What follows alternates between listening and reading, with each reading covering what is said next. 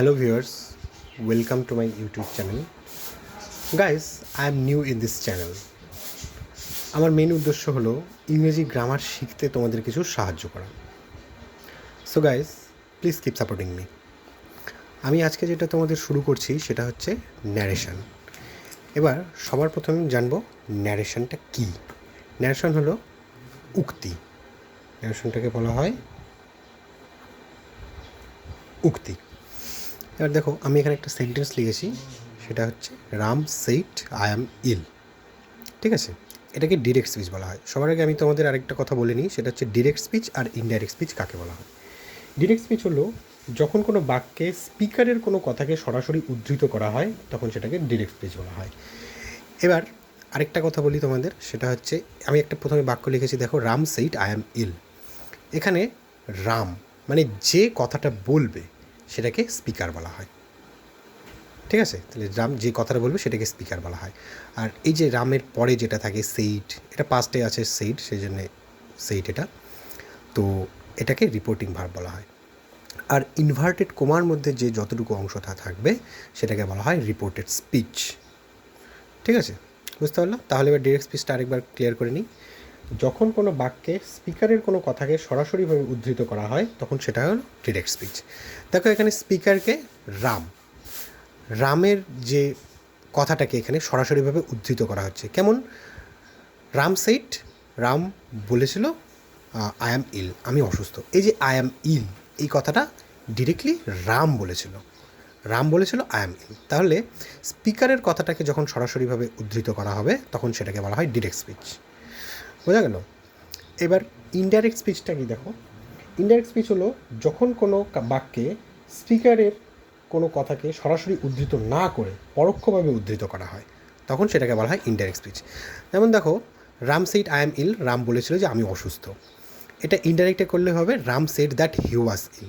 এখানে হি ওয়াজ ইল এটা তো স্পিকারের কথা ছিল, মানে অ্যাকচুয়ালি আই অ্যাম ইল এটা হচ্ছে স্পিকারের কথা ছিল, কিন্তু আমি ইনডাইরেক্টে এই যে সে অসুস্থ এটাকে আমি পরোক্ষভাবে রামের কথাটাকে তুলে ধরেছি, মানে স্পিকারের কথাটাকে পরোক্ষভাবে এখানে তুলে ধরা হয়েছে।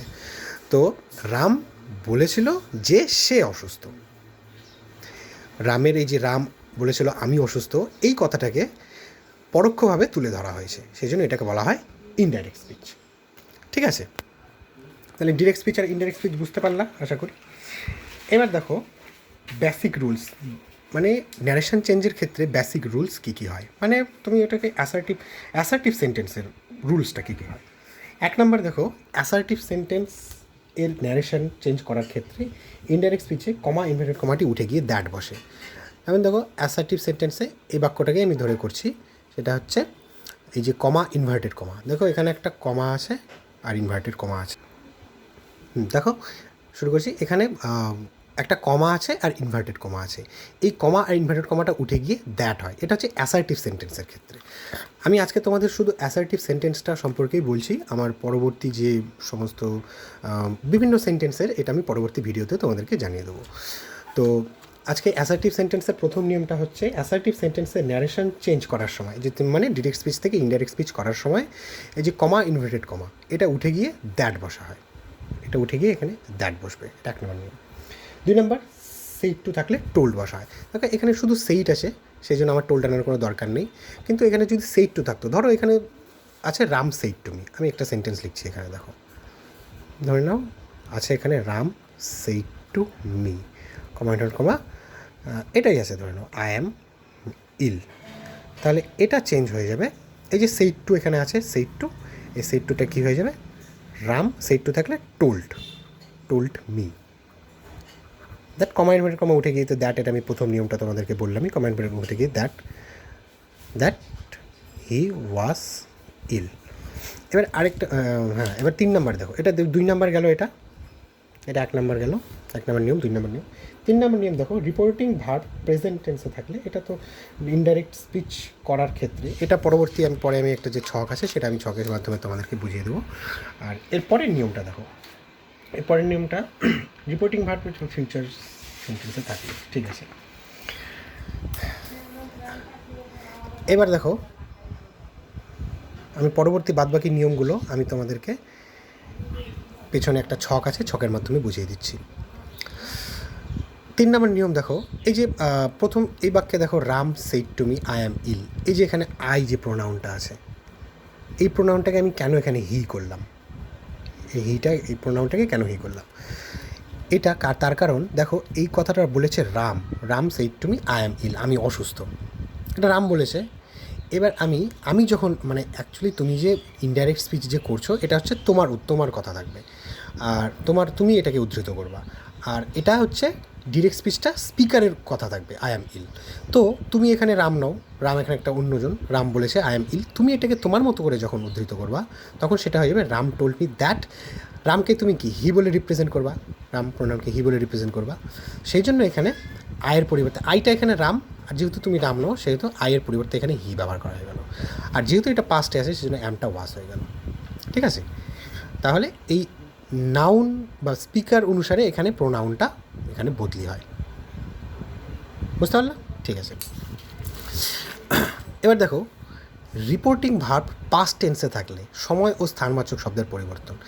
মানে রিপোর্টিং ভার্ব কোনটা, এই যে দেখো সেইট, এখানে যে আমি সেইট এটাকে রিপোর্টিং ভার্ব লিখেছি, এটা যদি পাস্টে থাকে তাহলে সময় ও স্থানবাচক শব্দের পরিবর্তন কী হয়, নাও থাকলে দেনে পরিণত হয়, এগো থাকলে বিফোর, টুডে থাকলে দ্যাট ডে, টুনাইট থাকলে দ্যাট নাইট, টুমোরো থাকলে দ্য নেক্সট ডে, ইয়েস্টারডে থাকলে the previous day, last night থাকলে দ্য প্রিভিয়াস নাইট, হেয়ার থাকলে দেয়ার, সেরকম হেন্স থাকলে দেন্স, দিস থাকলে দ্যাট, THEAC দিস থাকলে দোস, দাস থাকলে দ্যাট ওয়ে, কাম থাকলে গো।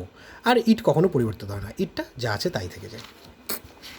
ঠিক আছে, এবার আমি তোমাদেরকে টেন্স ওয়াইজ বুঝিয়ে দিচ্ছি, সেটা অ্যাসার্টিভ সেন্টেন্সের। দেখো, আমি এখানে 3টা কলাম করা আছে। কলাম 1 নম্বর কলামে হচ্ছে রিপোর্টিং ভার্ব, 2 নম্বরে রিপোর্টেড স্পিচ, 3 নম্বরে রিপোর্টেড স্পিচের পরিবর্তন। তার মানে 1 নম্বর যে রিপোর্টিং ভার্ব সেটা হচ্ছে এই যে রিপোর্টিং ভার্বটা, 2 নম্বরে আছে রিপোর্টেড স্পিচের, এই যে এটা, আর 3 নম্বরে যেটা আছে রিপোর্টেড স্পিচের পরিবর্তন। তার মানে তুমি যখন একটা ন্যারেশনকে ডিরেক্ট থেকে ইনডাইরেক্টে করবা, সেই করার পদ্ধতিটা কেমন, সেটা হচ্ছে অ্যাসার্টিভ সেন্টেন্সের। তো শুরু করছি। দেখো, রিপোর্টিং ভার্বটি যদি প্রেজেন্টে থাকে, রিপোর্টিং ভার্ব মানে যেখানে আমি এই যে রিপোর্টিং ভার্ব সেইটটা এই যে এখানে, তো এইটা যদি প্রেজেন্টে থাকে তাহলে রিপোর্টেড স্পিচ যেই টেন্সে থাকুক না কেন সেটা রিমেইনস আনচেঞ্জড, মানে কোনো পরিবর্তন হয় না। যেমন একটা উদাহরণটা দেখো, দ্য গার্ল সেইস, দেখো এখানে সেইসটা হচ্ছে রিপোর্টিং ভার্ব, দ্য গার্ল হচ্ছে স্পিকার, সেইস রিপোর্টিং ভার্বটা সেইস দেখো প্রেজেন্টে আছে। তো প্রেজেন্টে থাকলে এই যে রিপোর্টেড স্পিচটা যেই টেন্সেই থাকুক না কেন এটা পরিবর্তন হয় না, তার মানে এটা ইনডাইরেক্ট করার সময় সেটা সেই টেন্স বসবে। যেমন the girl says I am playing নাও, এটা যাবে the girl says that she is playing now. The girl যেহেতু আই রিপ্রেজেন্ট করছে দ্য গার্লকে, আর আইকে আমি শি বলবো, সেই জন্য এখানে শি। এটা দেখো প্রেজেন্টে আছে অ্যাম ইজ দ্যাট, এখানে ওই যে ইজ প্রেজেন্টে বসেছে, শি ইজ প্লেয়িং দেন। এর নাও থাকলে দেন, আমি যে তোমাকে আগে বলে দিলাম যে রিপোর্টিং ভার্ব পাস্ট টেন্সে থাকলে সময় ও স্থানবাচক শব্দের পরিবর্তন, এই যে নাও থাকলে দেন, এটা এই ক্ষেত্রে ব্যবহার হয়। মানে দেখো এই দেখো এখানে নাও আছে, তাহলে এটা দেনে পরিণত হলো। ঠিক আছে, এবার দেখো এটা তাহলে বুঝতে পারলাম রিপোর্টিং ভার্ব প্রেজেন্টে থাকলে। এবার দেখো রিপোর্টিং ভার্ব যদি সিম্পল ফিউচারে থাকে তাহলে রিপোর্টেড স্পিচ করার সময় যে টেন্সেই থাকুক না কেন রিমেইনস আনচেঞ্জড, এটাও তাই, মানে এটা অপরিবর্তিত থাকে, এটার কোনো পরিবর্তন হয় না। যেমন মিস্টার রয় উইলসে, দেখো উইলসে তার মানে simple future, shall will plus main verb. তো তোমরা যদি টেন্স, তোমাদেরকে একটা কথা বলি, তোমরা যদি টেন্স সম্পর্কে কিছু না জানো বা অল্প কিছু জেনে থাকো তাহলে আমি আমার পরবর্তী ভিডিওটিতে টেন্স সম্পর্কে আমি ডিটেলসে আলোচনা করে দেবো। দেখো এবার আমি চলে আসছি এখানে। তো এবার সিম্পল ফিউচারে যেই টেন্সেই থাকুক না কেন এটা আনচেঞ্জ থাকে। তার মানে mister Roy will say I am busy today, তাহলে মিস্টার রয় বলবে যে আমি আজ ব্যস্ত থাকবো, তাহলে mister Roy will say that he is busy that day. Today থাকলে দ্যাট ডে হয়, নাও থাকলে যেমন দেন হয়, টুডে থাকলে দ্যাট ডে হয়। আগের পেজে ছকটাতে আছে, এটা দেখে নিও। তো কী বললাম, mister Roy will say I am busy today, তাহলে এটা হয়ে যাবে mister Roy will say that he is busy that day. টুডের জন্য এখানে দ্যাটটা এসেছে কিন্তু, আর এই দ্যাটটা তো তোমার এই যে কমা ইনভার্টেড কমা উঠে গিয়ে এখানে দ্যাট আসবে, এটা অ্যাসার্টিভ সেন্টেন্সে। ঠিক আছে, আর এই যে আই অ্যাম বিজি এটা প্রেজেন্টে আছে, এটা ওই দেখো হি ইজ বিজি, এটা প্রেজেন্টে হয়ে গেল। তার কারণ এটা যে সিম্পল ফিউচারে আসার জন্য উইল সে, বোঝা গেল। এবার দেখো 3 নম্বরে চলে আসছি আমি। এবার রিপোর্টিং ভার্বটা যেই টেন্সেই থাকুক, রিপোর্টিং ভার্বটা যেই টেন্সেই থাকুক, সেটা যদি তোমার, আর রিপোর্টেড স্পিচটা যদি universal truth or regular habit, তার মানে চিরন্তন সত্য বা নিত্যগত কোনো অভ্যাস যদি হয়, তাহলে রিমেন্স আনচেঞ্জড, সেটা অপরিবর্তিত থাকে, সেটা কোনো পরিবর্তন হয় না। যেমন এক্সাম্পল দেখো, ক্লিয়ার হয়ে যাবে। Example, the teacher said the earth is round. দেখো দ্য আর্থ ইজ রাউন্ড এটা হচ্ছে ইউনিভার্সাল ট্রুথ, এটা হচ্ছে চিরন্তন সত্য। তো সেই জন্য এই যে দ্য আর্থ ইজ রাউন্ড, এটা যা আছে সেটাই থেকে যাবে, এটার কোনো পরিবর্তন হবে না। আর এটা যেই টেন্সেই থাকুক, প্রেজেন্টে থাকুক বা পাস্টে থাকুক বা সিম্পল ফিউচারে থাকুক, এটা যদি ইউনিভার্সাল ট্রুথ বা হ্যাবিচুয়াল রেগুলার হ্যাবিট হয়, তাহলে এটা রিমেইনস আনচেঞ্জ, যেটা যা আছে তাই থেকে যায়। ঠিক আছে, এটা বুঝতে পারলে। আমি এবার পরবর্তী চলে আসছি। দেখো পাস্টে থাকলে, রিপোর্টিং ভার্বটা যদি পাস্টে থাকে,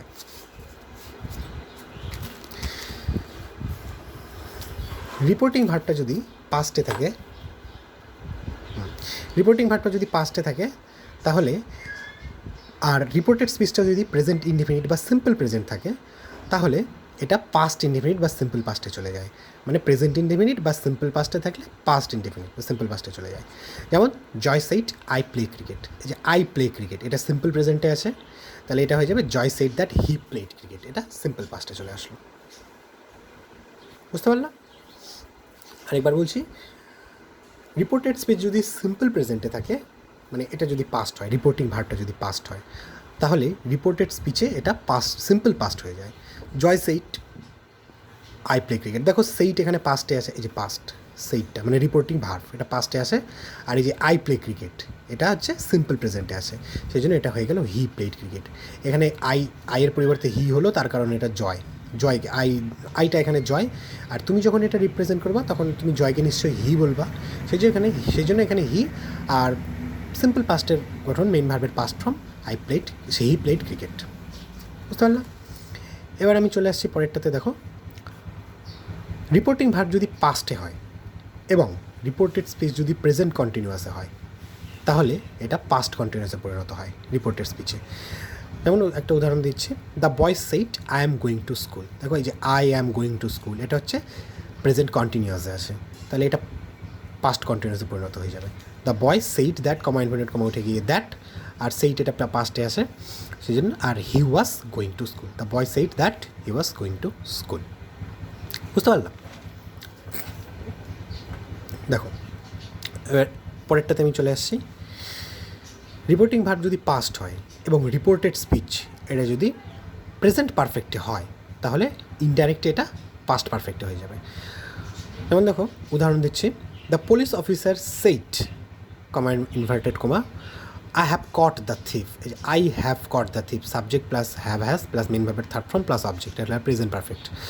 তো এটা হয়ে গেছে I have caught the thief, এটা পাস্ট পারফেক্টে হয়ে গেছে, সরি রিপোর্টেড স্পিচে হয়ে গেছে পাস্ট পারফেক্ট। দেখো the police officer said that, এই যে সেইট এটা পাস্টে আছে, দেখো পাস্টে আছে, আর কমা ইনভার্টেড কমা উঠে গিয়ে এখানে দ্যাট বসেছে, তাহলে the police officer said that he had caught the thief, subject plus had plus main ভার্বের third form plus object, he had caught the thief, past perfect হয়ে গেছে। তাহলে এতটুকু বুঝতে পারলাম। এবার পরের পেজে যাচ্ছি আমি।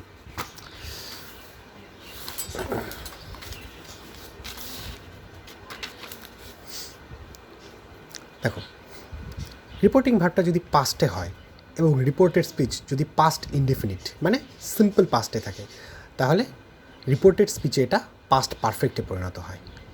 উদাহরণ দেখো, the man said I bought this TV yesterday.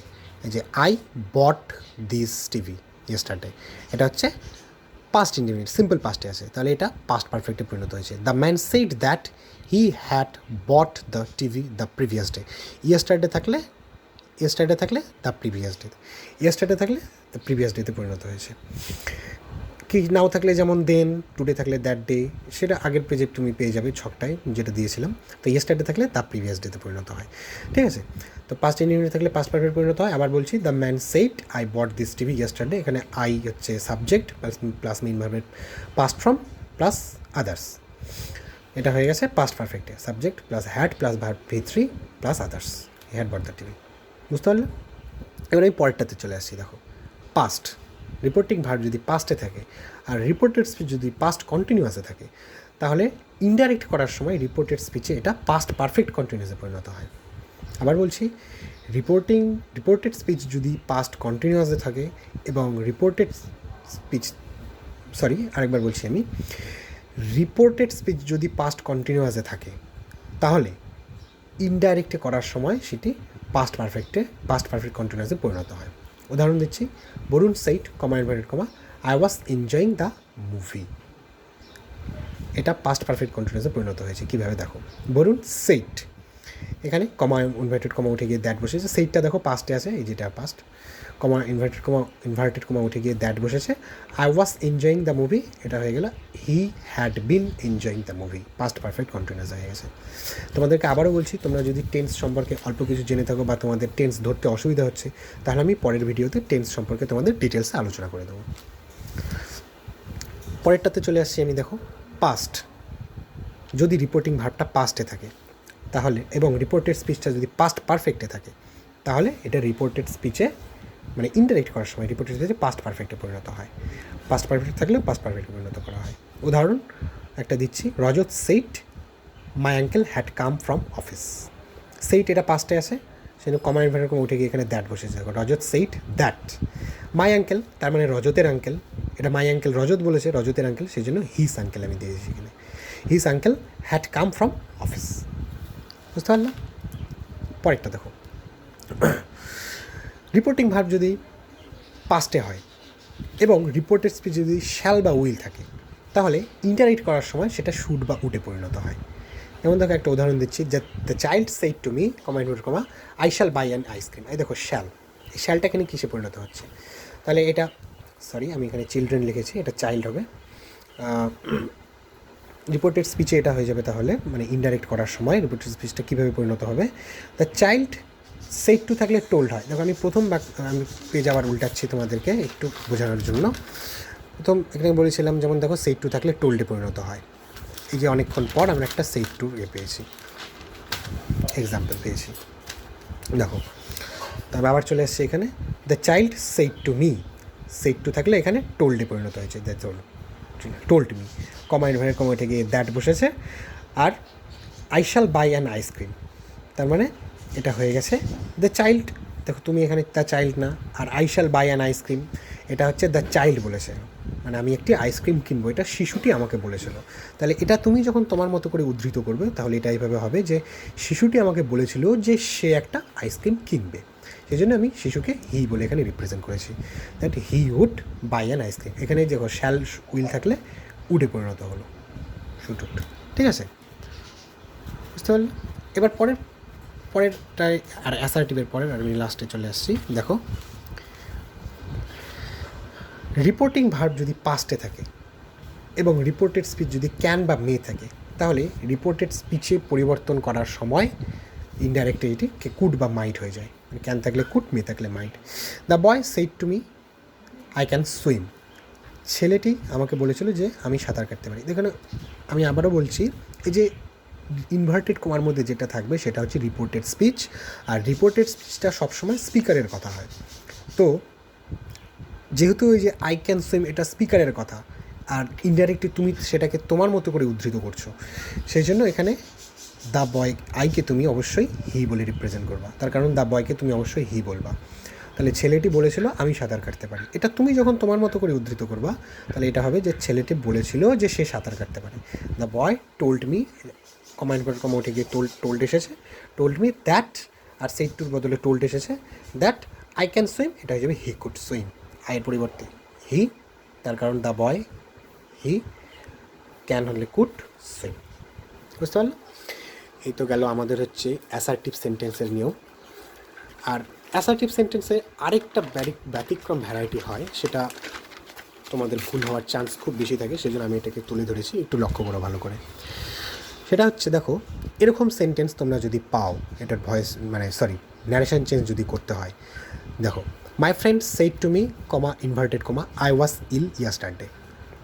ঠিক আছে, সবার প্রথমে আমি দেখো বলে দিচ্ছি, এখানে ওয়াস আছে, এটা ওয়াজটা থাকলে আমি কীভাবে পরিবর্তন করব। শুধু যদি ওয়াজ থাকে আর মেন ভার্বের জন্য যদি কোনো থার্ড ফর্ম বা কোনো মেন ভার্ব যদি পরে না থাকে, দেখো সবার আগে আমি এখানে বলে দিই, এখানে যে ওয়াজটা আছে আই ওয়াজ সেল ইয়েস্টারডে, এটা ওয়াজটা হচ্ছে অ্যাজ এ মেন ভার্ব এখানে ইউজ হচ্ছে, ঠিক আছে, as a main verb use হচ্ছে। আর এটার প্রেজেন্ট ফর্ম বি ভার্বের present form am is are, past form was আর, থার্ড ফর্ম বিন। এখানে পাস্ট ফর্ম আছে, তাহলে সাবজেক্ট প্লাস মেন ভার্বের পাস্ট ফর্ম প্লাস আদার্স, তাহলে এটা কোন টেন্স হলো, সাবজেক্ট প্লাস মেন ভার্বের পাস্ট ফর্ম প্লাস আদার্স হলে এটা হচ্ছে সিম্পল পাস্ট। আর আমি তোমাদের কী বলেছিলাম, রিপোর্টিং ভার্ব যদি পাস্টে থাকে, তাহলে রিপোর্টেড স্পিচ যদি সিম্পল পাস্টে থাকে, তাহলে মানে ইনডাইরেক্ট করার সময় এটা পাস্ট পারফেক্টে পরিণত হয়। আর দেখো সিম্পল পাস্ট, এই যে এখানে আছে পাস্ট, রিপোর্টিং ভার্ব যদি পাস্টে থাকে আর রিপোর্টেড স্পিচ যদি পাস্ট ইনডিফিনিট মানে সিম্পল পাস্টে থাকে, তাহলে এটা হয়ে যাবে পাস্ট পারফেক্টে। তাহলে আমি এটা আমি ওয়াজটা এখানে অ্যাজ এ মেন ভার্ব আছে, সাবজেক্ট প্লাস মেন ভার্বের past form plus others, subject plus main ভার্বের পাস্ট ফর্ম প্লাস আদার্স, এটা হচ্ছে সিম্পল পাস্ট মানে পাস্ট ইনডিফিনিটে আছে। এটা আমি যখন ট্রান্সফর্ম করব, এটা হচ্ছে ইনডাইরেক্ট স্পিচে, তাহলে এটা কীভাবে হবে, মাই ফ্রেন্ড সেড টু থাকলে টোল্ড হয়ে যাবে, টোল্ড মি কমেন্ট থেকে দ্যাট, এখানে আইটা হচ্ছে মাই ফ্রেন্ড আমাকে বলছে, আমার বন্ধু আমাকে বলছে আমি গতকাল অনুপস্থিত ছিলাম, তাহলে আমার বন্ধু আমাকে বলছে আমি অনুপস্থিত ছিলাম গতকাল, অনুপস্থিত না, আমি গতকাল অসুস্থ ছিলাম। তো আমার বন্ধু আমাকে বলেছিল যে সে গতকাল অসুস্থ ছিল, তাই না, আমার বন্ধু আমাকে বলেছিল যে সে গতকাল অসুস্থ ছিল, সেজন্য আইটাকে আমি হি করে দিলাম। আর দেখো এখানে হ্যাডবিনটা কেন আসলো, তার কারণ পাস্ট পারফেক্টের জন্য, এটা পাস্ট পারফেক্টে আছে, পাস্ট পারফেক্টের নিয়ম অনুযায়ী সাবজেক্ট পর একটা হ্যাড আসলো, আর এখানে এটা ওয়াজটা মেন ভার্বের এখানে third form been, present form হচ্ছে পাস্ট ফর্ম হচ্ছে অ্যামিজার, পাস্ট ফর্ম হচ্ছে ওয়াজ ওয়ার, আর থার্ড ফর্ম হচ্ছে বিন, এটা হয়ে গেল he had been ill the previous day. ঠিক আছে, সো ভিউয়ার্স আমি আজকের ভিডিও এ পর্যন্ত শেষ করছি, আশা করি তোমাদের ভালো লেগেছে। যদি ভালো না লাগে থাকে বা যদি বুঝতে না পারো, তাহলে আমাকে কমেন্ট বক্সে কমেন্ট করো। আর পরবর্তী ভিডিওতে আমি আমার ন্যারেশনের, এটা গেলে হচ্ছে অ্যাসার্টিভ সেন্টেন্সের, পরবর্তী ভিডিওতে আমি ন্যারেশনের বিভিন্ন সেন্টেন্সগুলো নিয়ে তোমাদেরকে ডিসকাস করে দেবো। এবং চ্যানেলটি যদি ভালো লেগে থাকে তাহলে চ্যানেলটি সাবস্ক্রাইব করে দেও আর লাইক করে দেও।